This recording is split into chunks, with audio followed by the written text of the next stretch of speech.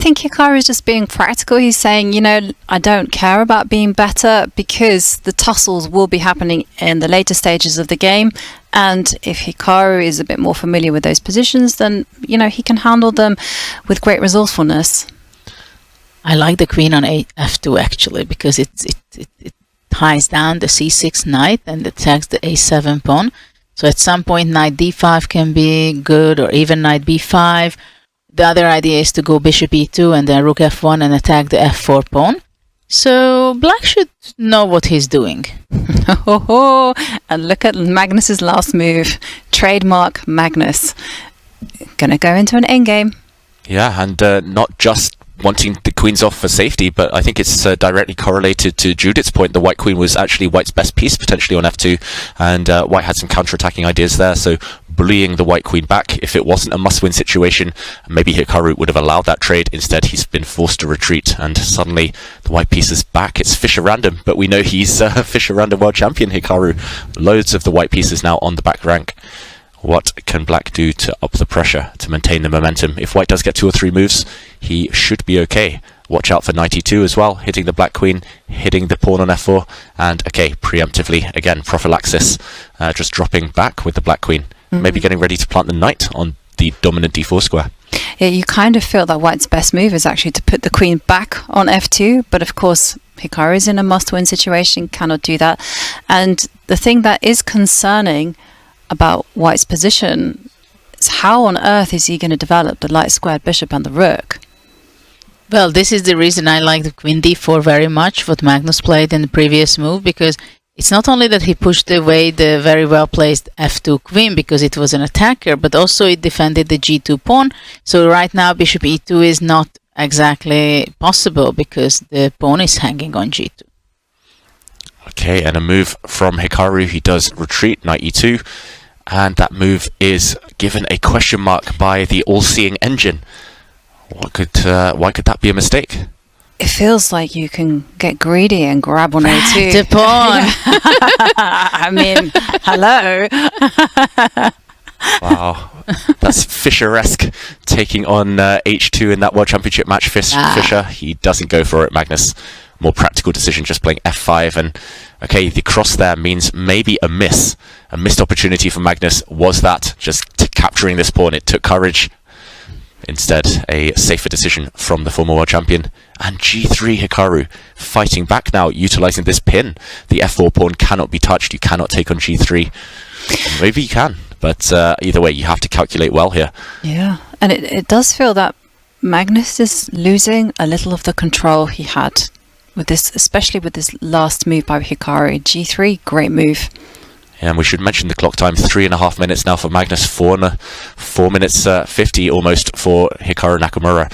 I've seen these two face off in Title Tuesday multiple times where there's a 1 second increment. Magnus has lost on time countless times in their encounters. He always seems to flag against Hikaru, so he's going to get nervous if the clocks tick down. Meanwhile, f takes e4, Judith. Which one is Hikaru going to recapture? I think g3 was something that Magnus was not expecting, and this is why I also thought after knight e2 is little attack on the f4 pawn, I want to go bishop c3, but actually g3 was the idea. gf is very logical. I think black, I don't know, bishop h3. Bishop h3, right? Yeah, feels strange to allow this move with tempo, lining up against the black king on the diagonal, hitting the black queen. Maybe he's just going to drop back. Maybe he'll just move his queen away and say, trade off bishops, please. Bishop h3, maybe he'll just retreat. But there's another question. What about knight g3? I know, and I was thinking you could back that up with moves like f5, but okay, that requires a lot of calculation. Yeah, there's multiple ways to hit this black queen, and Magnus better have some answers up his sleeve, but Hikaru has slowed down. It's really tense. It feels like the critical moments could be around now. Exactly. I also wanted just to point out that he spends this few seconds, or maybe even a little more, knight g3 or bishop h3. Knight g3 played. The queen has to move. The question is where? Does she centralize? Oh, question mark attached to that move as well. Maybe a mistake, giving black an opportunity. Maybe black can grab on g3, or what can be the problem? Ooh, I'm thinking about going for that a2 pawn that you've both been mentioning a few times. Okay, the black queen just steps back. Well, going for the a2 pawn. Yeah, I wanted to go for it with the black queen. And it's important now that queen e4 is not possible because bishop d5 would win the exchange. And both players Under 3 minutes. Well, Hikaru just over. And we see a trade of bishops. F5, look at that. Wow, tactics galore. Yeah, black Don't cannot take enough. take. Yeah. Because knight F5 and bishop H3. But maybe it's about time to take on A2. No. He wants to take with the queen. Big threat on the board. Queen takes A2 might be devastating, end in a checkmating attack. But you can simply play some safety chess and move the king to protect that pawn. And he does do that. And now Magnus centralizing the knight. And now- again, it just feels like anyone's game, although big threat on the board of knight coming into F3. And we see the same pattern keep repeating time and time again. You know, now the white queen attacks the pawn on A7. Yeah, two can play at that game. He attacks the pawn and Magnus ignores it completely. Wow, nerves of steel. He's arguing that queen takes pawn is not as dangerous as it looks because later on the black bishop will move and vacate a square for the black king on D7. Wow, okay. Hikaru, it feels like he needs to gamble. It's a bit like Magnus's game yesterday in the Armageddon against Wesley. Queen takes A7 happened there too, and it worked out well for white. But somehow this is not that position. When Magnus's queen was on A7, things started to become much better than before. And here the white square bishop will be incredibly strong of Magnus. And now we can see that the pawns are not really good of white. There are a lot of weaknesses. Yeah, black's king is safe. It's got extra protection around it, extra shelter compared to the white king. And like you say, Judith. This is not something that you get away against Magnus. Yeah, not in classical at least, but this is Armageddon. 2 minutes now for white. Hikaru's down on the clock. Not good news for the American fans there. What to play? It's hard. There's tactics all over the place. You're threatening to take this pawn, undermine the white knight on E4. Also, knight C4 is a threat. Both. I mean, isn't it time to mobilize the rook? And he does do that. And maybe there are less than 2.5 minutes on the clock. It's going to get tense. Wow, and we did see that there was a missed opportunity for Magnus. We saw the red cross appear with his last move, but he plays a very safe one. Can't blame him for that. There are going to be tactical opportunities later. He's up on time with a great position, as said there in the feature chat, Magnus Carlsen right now. Hikaru needs some magic. He's allowed bishop takes pawn. He's done it willingly. Maybe that was the lesser of the evils there. A smash and grab. That white pawn on A2 has disappeared, but white has gained some time in return. Going on the attack now, counter-attack. Hitting the black queen. Oh, Magnus is zooming in for the kill, Judith. He's not joking here. No, big threat on the board of queen A5 check. And something is going to happen on A2. Something's going to happen. The queen and bishop combo there for black, looking really menacing. You need to block somehow with the white queen, with the white rooks.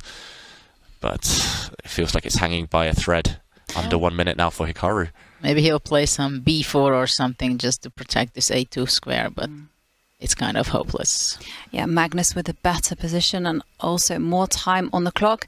And the players are on move 31, which means that still some moves left before they get that 1 second increment.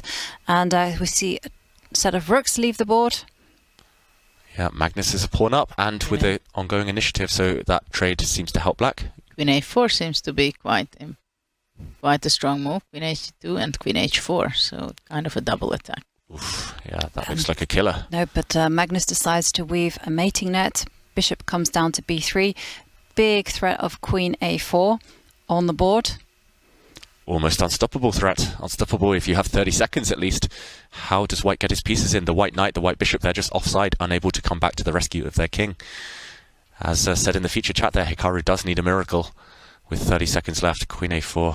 Oof. Rook goes away. Still the fighting spirit is there. Yes. Yeah, but Hikaru, 23 seconds. And check. Uh-oh.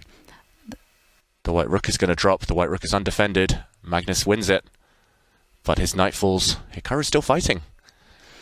Still in the game for now, at least. I'm not even sure that Nakamura did not give it on purpose with bishop G4.